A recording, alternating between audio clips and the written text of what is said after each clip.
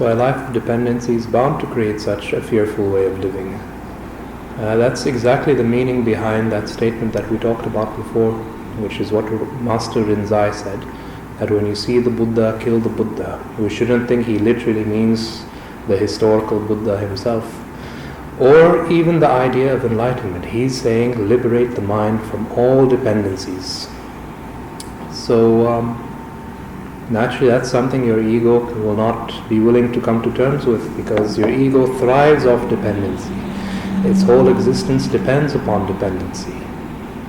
So when it comes to dropping dependency, or when you're just approaching that possibility, naturally fear will arise within you.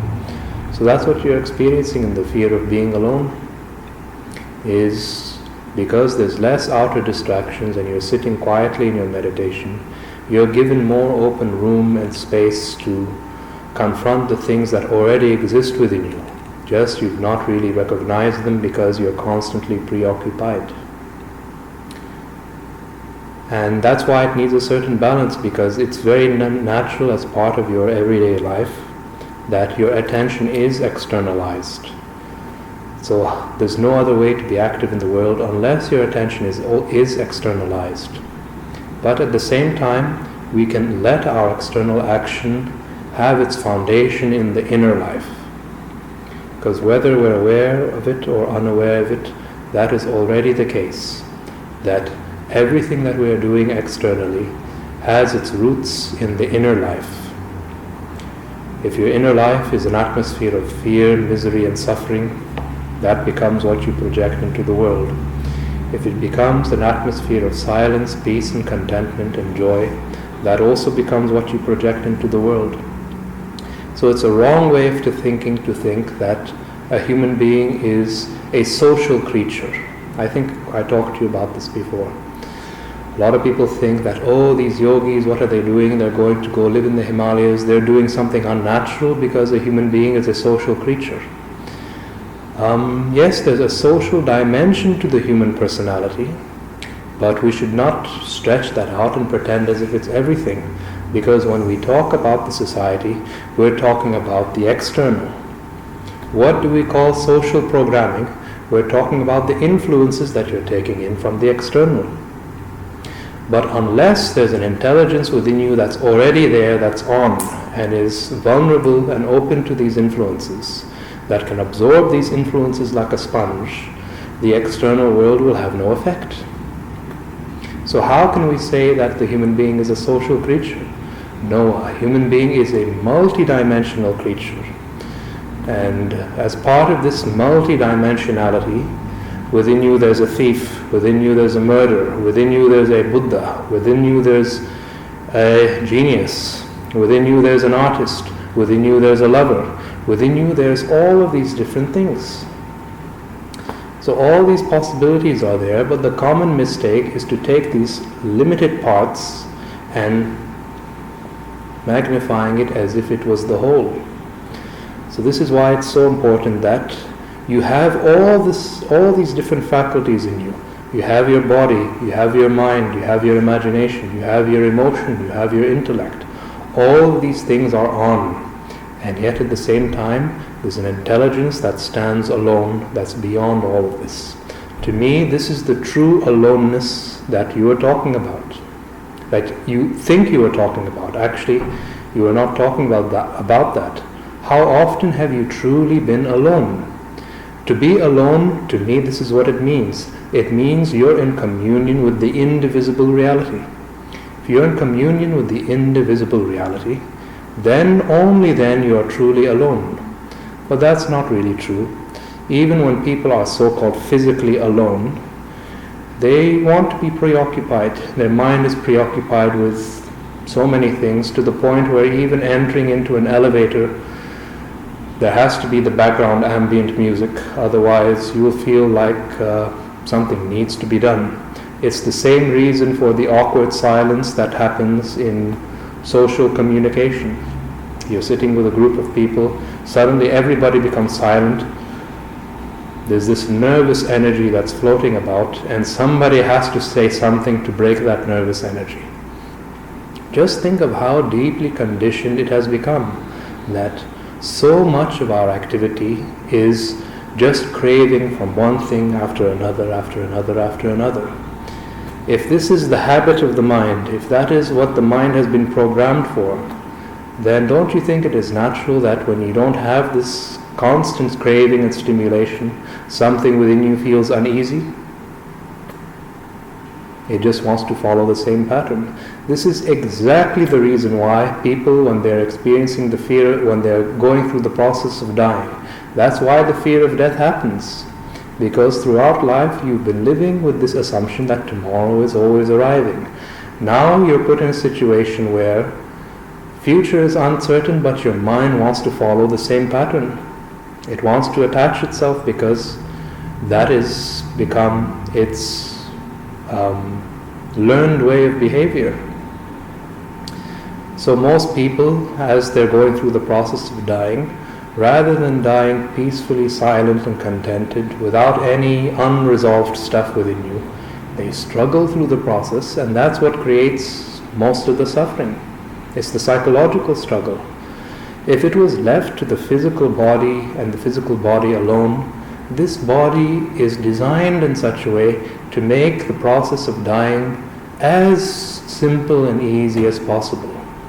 That's why, and during the process of dying, it is well known that the body releases endorphins. You know what are the endorphins, right? Yeah. Which are the body's natural painkillers into the system. And that's intended to help you make this transition so that during the process of dying, you just let go very simply and gracefully. So that's the struggle that people experience during the fear of death. It's this same pattern of craving one thing after another, after another, after another. So this will become impossible once you're more aligned with this so-called indivisible reality that I'm talking about.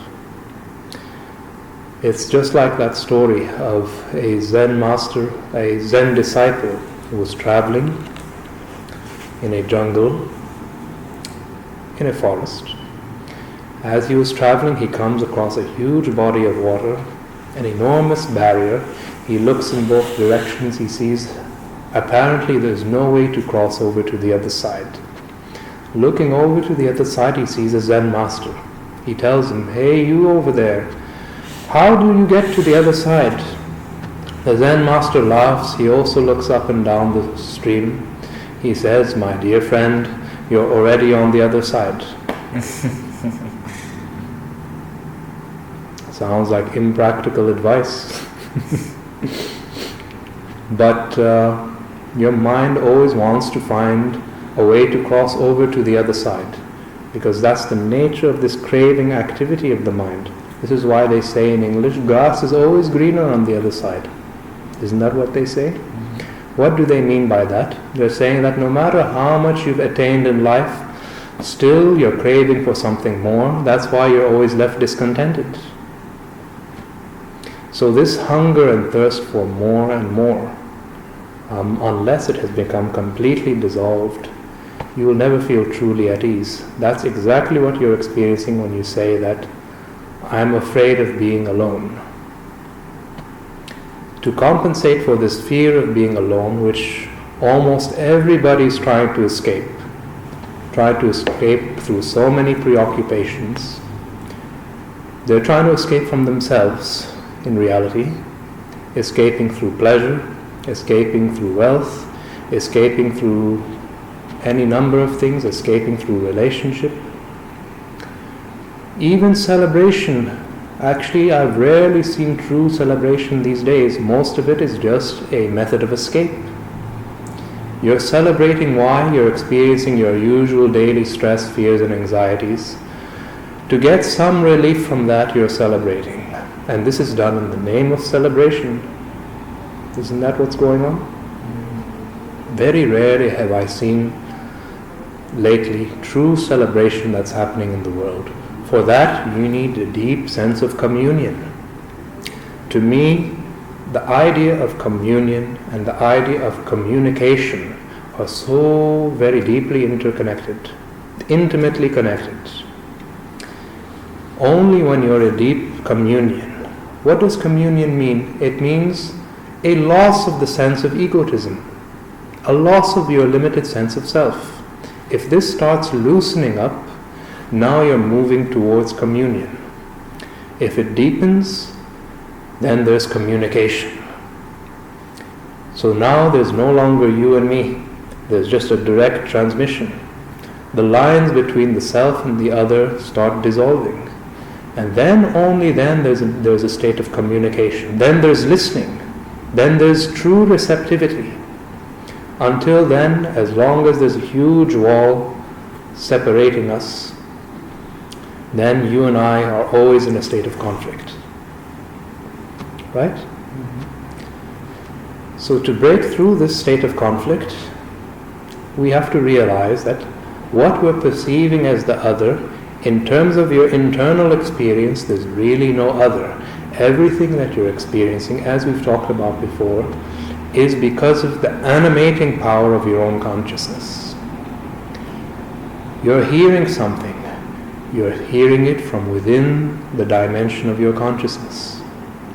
You're seeing something, you're seeing it through the lens of your consciousness. If the observer is taken away, there is no observed. Right? The observer is one with the observed. The observer is one with the observer. The observer is one with the observed. Right? Mm-hmm. There's no dividing lines between these two. This is exactly the meaning of samadhi. Samadhi means that these dividing lines between the observer and the observed start evaporating. And things merge into a certain oneness and wholeness which is beyond description. It's just like, keep in mind, I don't believe in God as a supreme being. But it's just like this. A man once died, he went, and after death, he went to paradise, and just approaching the gates of heaven, there's no guardians at the gates. So he knocks on the gates. A voice comes from within, says, "Who is there?" He says, "It is me. I have died, now I'm prepared to enter into paradise." No voice returned again from beyond the gates. The voice became silent. The man wondered, what's the meaning of this? He went off for some time. He sat in his meditation, quietly contemplating. He thought he got the answer. Once again he comes back to the gates. He knocks on the gates.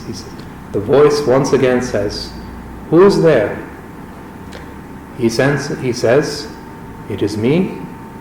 I've come a long way, traveled beyond the body. Won't you let me to enter into the gates of paradise? I've lived a very virtuous life. I've thought about the matter. I deserve to enter into paradise." Still the voice didn't give a response. The man went back once again in his aloneness. Once again went deep into meditation, did a little bit more contemplation. He returned back to the gates. This time he knocked on the door, and the voice once again said, "Who is there?" The man replied, "It is thee. And there's no difference between me and thee." Immediately the gates flung open and he could enter. So, if that's a direct realization that the dividing lines between the self and the other drop away, then you pass through the gate and realize what is the true nature of reality. It's not paradise. It's not heaven. It's not hell. It's beyond all the dualities your mind can manufacture.